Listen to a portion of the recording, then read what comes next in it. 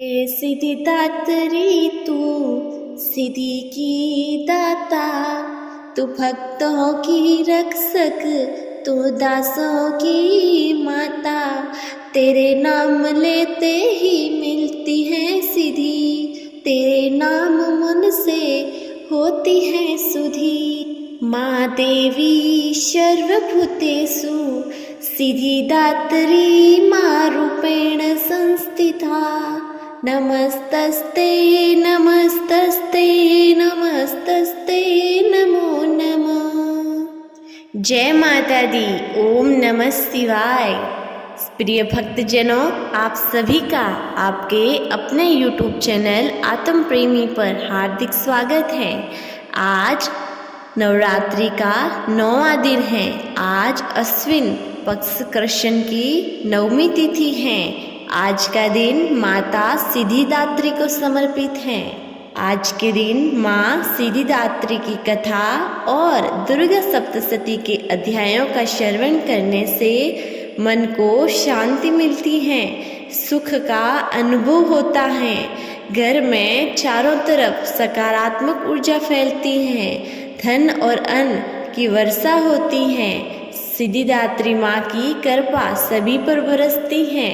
तो पूरे मन लगाकर कथा का श्रवण कीजिए माँ सिद्धिदात्री की और दुर्गा सप्तशती के अंतिम अध्याय की। प्रिय भक्तजनों, श्रवण कीजिए माता सिद्धिदात्री की कथा का। माँ दुर्गा की 9वीं शक्ति का नाम सिद्धिदात्री है। ये सभी प्रकार की सिद्धियाँ देने वाली हैं। जैसा कि नाम से ही सिद्ध होता है कि ये सभी प्रकार की सिद्धियों को प्रदान करती हैं। इनकी उपासना के बाद भक्तों की मनोकामनाएं पूर्ण होती हैं। नवरात्रि पूजन के 9वें दिन इनकी उपासना की जाती है। इस दिन साधक को सभी सिद्धियों की प्राप्ति होती है। विधि विधान से पूर्ण निष्ठा के साधना करने पर सृष्टि में कुछ भी उनके लिए अगम्य नहीं रह गया। ब्रह्मांड पर पूर्ण विजय प्राप्त करने के लिए सामर्थ्य उसमें आ जाती है। मार्कंडेय पुराण के अनुसार अणिमा, महिमा, गरिमा, लघिमा, प्राप्ति, प्रकाम्य, ईशित्व और वशित्व ये 8 सिद्धियां हैं। देवी पुराण के अनुसार भगवान शिव का आधा शरीर देवी का हुआ था, इसी कारण वे लोक में अर्धनारीश्वर नाम से प्रसिद्ध हुए। माँ सिद्धिदात्री 4 भुजाओं वाली हैं। इनका वाहन सिंह है। ये कमल फूल पर भी आसीन होती हैं। इनकी दाहिनी तरफ के नीचे वाले हाथ में कमल पुष्प हैं। प्रत्येक मनुष्य का ये कर्तव्य है कि वह माँ सिद्धिदात्री की कृपा प्राप्त करने का निरंतर प्रयत्न करे, उनकी आराधना की ओर अग्रसर हो कि कृपा से अनंत दुख रूप संसार से निर्लिप्त रहकर सारे सुखों का भोग करता व मोक्ष को प्राप्त कर सकता है। 9 दुर्गाओं में माँ सिद्धिदात्री अंतिम है। अन्य 8 दुर्गाओं की पूजा उपासना शास्त्रीय विधि विधान के अनुसार करते हुए भक्त दुर्गा पूजा के 9वें दिन इनकी उपासना में प्रवृत्त होते हैं। इन सिद्धिदात्री माँ की उपासना पूर्ण कर लेने के बाद भक्तों और साधकों की लौकिक पारलौकिक सभी प्रकार की कामनाओं की पूर्ति हो जाती है। सिद्धिदात्री माता के कृपा पात्र भक्त के भीतर कोई ऐसी कामना शेष बचती ही नहीं जिससे वह पूर्ण करना चाहे। वह सभी सांसारिक इच्छाओं, आवश्यकताओं और स्पृहाओं के मानसिक रूप से माँ भगवती के दिव्य लोकों में विचरण करता हुआ उनके कृपा रस पीयूष का निरंतर पान करता हुआ विषय भोग शून्य हो जाता है। माँ भगवती का परम सानिध्य ही उनका सर्वस्व हो जाता है। इस परम पद को पाने के बाद उसे अन्य किसी भी वस्तु की आवश्यकता नहीं रह जाती। माँ के चरणों का ये सानिध्य प्राप्त करने के लिए हमें निरंतर नियमनिष्ठ रहकर उनकी उपासना करनी चाहिए। माँ भगवती का स्मरण, ध्यान, पूजन हमें इस संसार की असारता का बोध कराते हुए वास्तविक परम शांतिदायक अमृत पद की ओर ले जाने वाला है। इनकी आराधना से जातक को अणिमा लघिमा प्राप्ति प्रकाम्य महिमा ईसित्व सर्व कामा वैसा दूर श्रवण परकामा प्रवेश वाक सिद्ध अमृतत्व भावना सिद्धि आदि समस्त सिद्धियों नवनिधियों की प्राप्ति होती है। प्रिय भक्तजनों, अब श्रवण कीजिए दुर्गा सप्तशती के अंतिम अध्यायों का 12वां अध्याय देवी चरित्रों के पाठ का महात्म्य। देवी बोली, हे देवताओं, जो पुरुष इन स्रोत के द्वारा एकाग्रचित होकर मेरी स्तुति करेगा उसके संपूर्ण कष्टों को निसंदेह दूर करूंगी। मधुकैटभ के विनाश, महिषासुर के वध और निशुभ और शुभ के वध की जो मनुष्य कथा कहेगा, मेरे महात्म्य को अष्टमी चतुर्दशी एवं नवमी के दिन जो मनुष्य एकाग्रचित होकर भक्तिपूर्वक सुनेगा, उनको कभी कोई अनिष्ट स्पर्श नहीं कर सकेगा, पाप नहीं रहेगा। पाप से उत्पन्न हुई विपत्ति उसको हानि नहीं पहुंचा सकेगी। उनके घर में कभी गरीबी नहीं आएगी और न कभी उनको अपने प्रियजनों का बिछोह होगा। इतना ही नहीं, उन्हें शत्रुओं से, लुटेरों से, राजा से, शस्त्र से, अग्नि तथा जल से कभी भय नहीं रहेगा। इसलिए प्रत्येक मनुष्य को भक्तिपूर्वक मेरे इस कल्याणकारक महात्म्य को सदैव पढ़ना और सुनना चाहिए। ये परम कल्याणकारक है।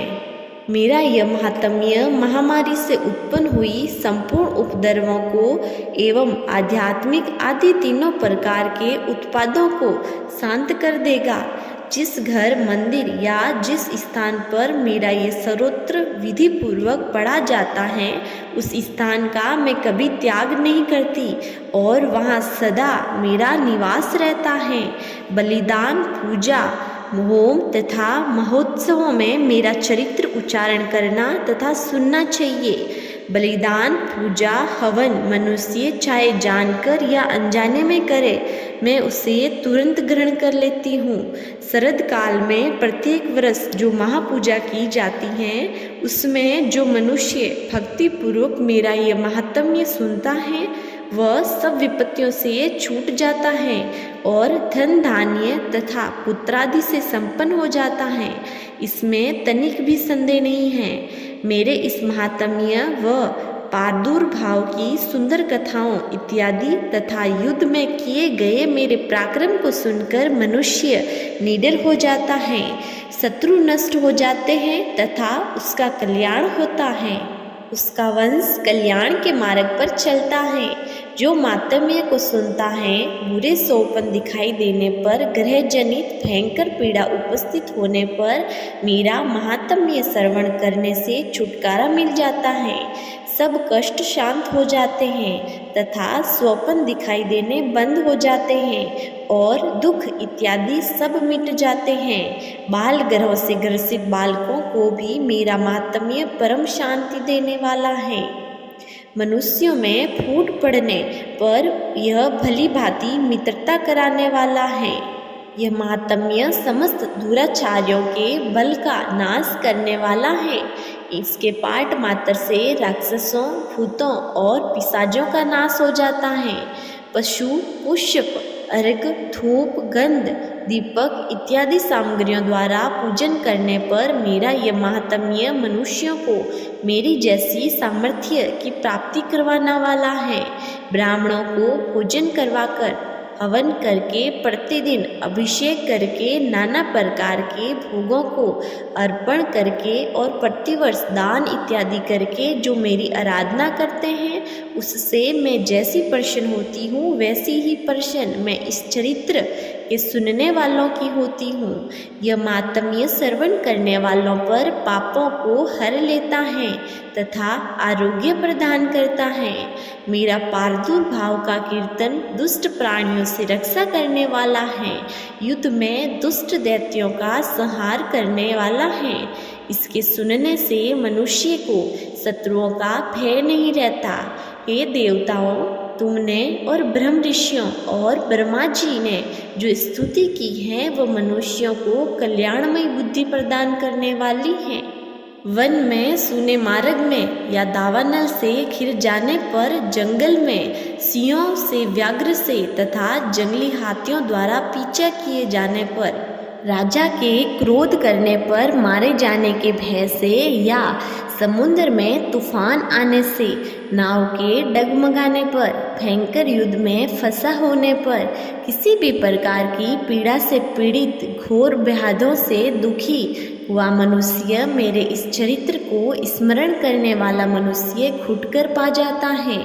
शेर आदि हिंसक पशु, डाकू तथा शत्रु मेरे चरित्र को स्मरण करने वाले मनुष्य से दूर भाग जाते हैं। महर्षि बोले, प्रचंड पराक्रम वाली भगवती चंडिका इस प्रकार कहने के पश्चात अंतर्ध्यान हो जाती हैं। संपूर्ण देवता पहले की तरह अपने अपने यज्ञ के भागों को प्राप्त करने लगे। अब मैं, हे राजन, दैत्यों का हाल सुनाता हूँ। शुभ युद्ध में मारा गया तथा उसका पराक्रमी भाई निशुभ के मारे जाने पर शेष दैत्य पाताल लोक भाग गए। हे राजन, इस प्रकार भगवती अंबिका नित्य होती हुई भी बार बार प्रकट होकर इस जगत का पालन करती हैं। वे ही इसको मोहित करती हैं, जन्म देती हैं और प्रार्थना करने पर समृद्धि प्रदान करती हैं। हे राजन, भगवती ही महाप्रलय के समय महामारी के रूप में धारण करती हैं। वे ही मनुष्य के अभ्युदय के समय घर में लक्ष्मी रूप में बनाकर स्थिर हो जाती हैं तथा अभाव के समय दरिद्रता बनकर विनाश का कारण बन जाती हैं। पुष्प, धूप और गंध आदि से पूजन करके उनकी स्मृति करने से वह धन और पुत्र प्रदान करती हैं और धार्मिक बुद्धि तथा उत्तम गति प्रदान करती हैं। 13वां अध्याय, राजा सूरत और वैश्य को देवी का वरदान। मेधा ऋषि बोले, हे राजन, इस प्रकार मैंने तुमसे देवी के उत्तम महात्म्य का वर्णन किया है। वे ही विद्या प्रदान करती हैं। भगवान विष्णु की माया स्वरूपा उन भगवती की कृपा से ही तुम यवैश्य तथा अन्य विवेकी जन मोहित होते हैं और मोहित होते रहेंगे। महाराज, आप दोनों उन्हीं के शरण में जाओ।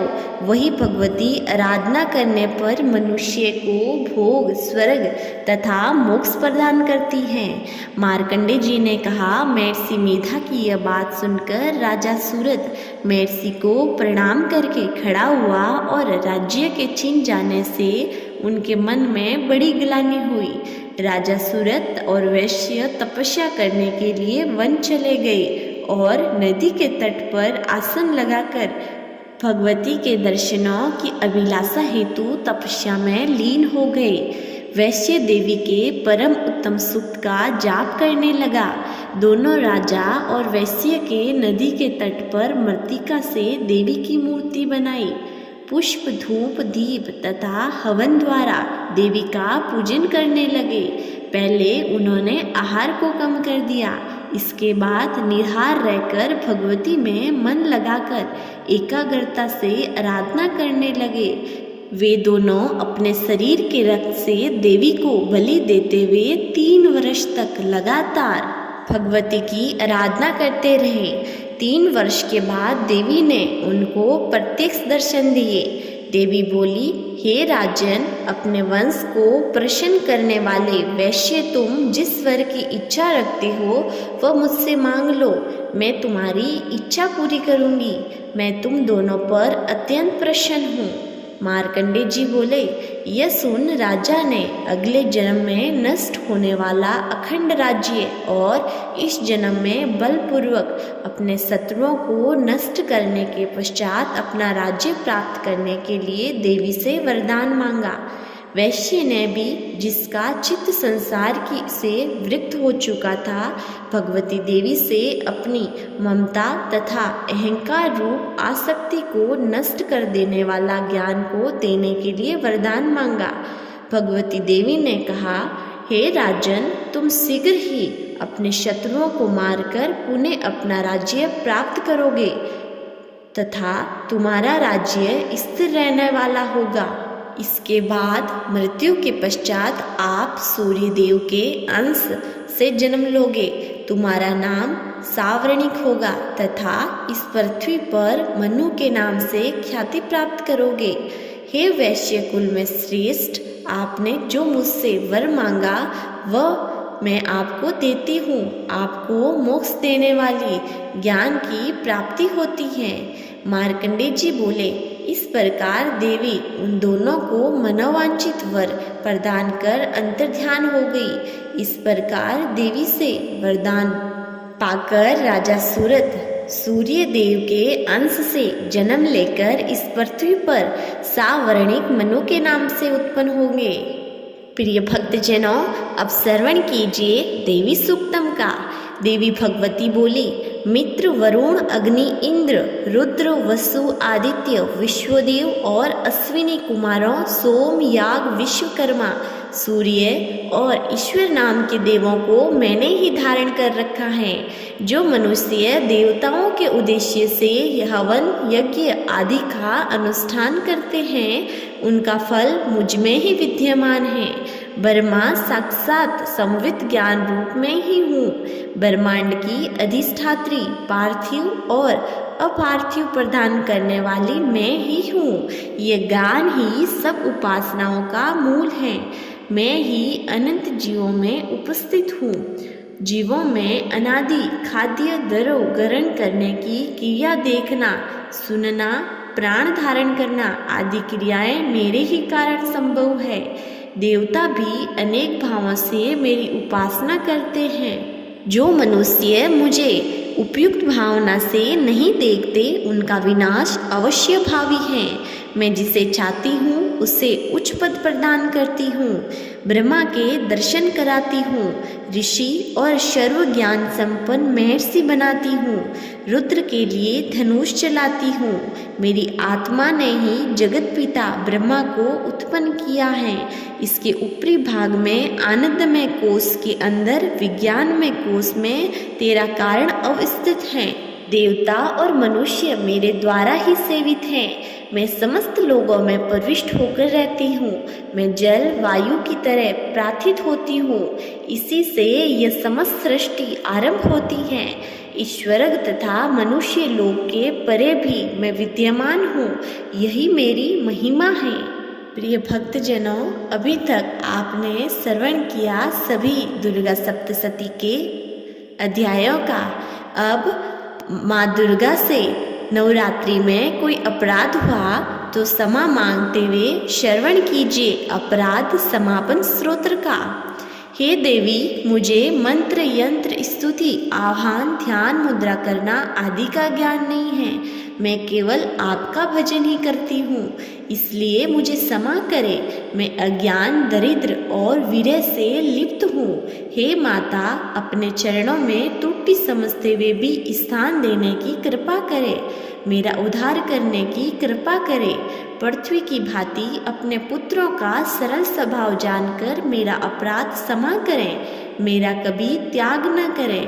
हे जगत माता, मैं तुम्हारी आराधना नहीं कर पाती, फिर भी मैं चाहती हूँ कि आपका स्नेह मेरे ऊपर बना रहे। हे माता, यदि आपकी कृपा मुझ पर बनी रही तो मैं पेट ही भरती रहूँगी। स्वपाकी जलपाकी मधुपाकी होकर भी निश्चित बनी रहूँगी। हे जननी, जपनीय जप विद्यों का ज्ञान प्राप्त करने का क्या तरीका है? चीता की भस्म लगाकर हलाहल विष का पान करने वाले जटाधारी, कंठ में सर्पों की माला डाले पशुपति शंकर की पति वाली, कपाल हाथ तक लिए तीनों लोकों का पालन करने वाली, जगदीश की पदवी देने वाली, हे भवानी, मुझे अपने चरणों में स्थान दो। मुझे न तो मोक्ष की अभिलाषा है, न ही संपूर्ण वैभव की इच्छा है, न मुझे ज्ञान की आकांक्षा है। मैं आपकी सेवा करती हूँ, मेरी यही इच्छा है। हे माता, मैं आपसे विनती करती हूँ कि जन्म जन्मांतरण तक आपके चरणों की सेवा में लिप्त रहूँ। हे शिवानी, आप यदि किंचित मात्र भी मुझ अनाथ पर कृपा करते तो मेरा जन्म सफल हो जाए। हे दुर्गे दयानिधे, मैं भूख प्यास के समय भी आपकी स्मरण करती रहूं। हे जगदम्बे, इससे विचित्र और क्या बात हो सकती है कि आप अपनी कृपा से मुझे परिपूर्ण कर दो। अपराधी होते हुए भी हे माता, मैं आपकी कृपा से वंचित न रह जाऊं, मेरी यही अभिलाषा है। हे माँ देवी, आप जो उचित समझे मेरे साथ व्यवहार करें। प्रिय भक्तजनों, ये थी माँ सिद्धिदात्री की कथा महिमा और दुर्गा सप्तशती के अध्याय। अगर आपको वीडियो अच्छी लगी है तो आपसे निवेदन है कि आप इस चैनल पर नए हैं तो सब्सक्राइब जरूर कीजिएगा, और हाँ, वीडियो को लाइक कर कमेंट में जय माता जी रिसा जरूर लिखिएगा। मिलते हैं अगली वीडियो में, तब तक के लिए जय माता जी रिसा।